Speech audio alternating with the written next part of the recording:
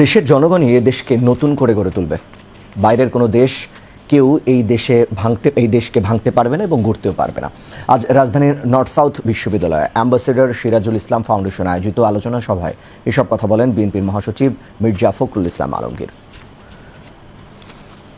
North south বিশ্ববিদ্যালয়ের উপাচার্য অধ্যাপক আব্দুল হান্নান চৌধুরীর সভাপতিত্বে আলোচনা সভায় অর্থ উপদেষ্টা ডক্টর সালেউদ্দিন আহমদ, পররাষ্ট্র সচিব মোহাম্মদ জসিমউদ্দিন, প্রধান উপদেষ্টার বিশেষ সহকারী ডক্টর আনিসুজ্জামান চৌধুরী, অর্থনীতিবিদ ডক্টর রাশেদ তিতুমির, অ্যাম্বাসেডর সিরাজুল ইসলাম ফাউন্ডেশনের সহ প্রতিষ্ঠাতা সাবরিনা ইসলাম রহমান সহ অন্যান্যরা বক্তব্য রাখেন।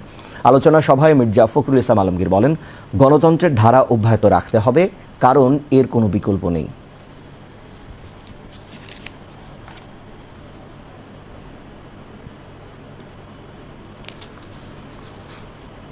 আমি বিশ্বাস করি যে আমরা সবাই যদি আজকে এইটুকু বুঝতে পারি যে আমাদের দেশটা আমাদের, এর ভবিষ্যৎ আমাদেরকে নির্মাণ করতে হবে। ওই আমেরিকা থেকে এসে ট্রাম্পও তৈরি করে দেবে না, বা আপনার চীন থেকে শি এসেও এটা করে দেবে না, অথবা ভারত থেকে মোদিও আমাদের ধাক্কা দিয়ে কিছু করতে পারবে না। এই যে বিষয়গুলো, এটা আমাদের মধ্যে, আমাদের মনের মধ্যে, আমাদের অন্তরের মধ্যে গেঁথে নিতে হবে।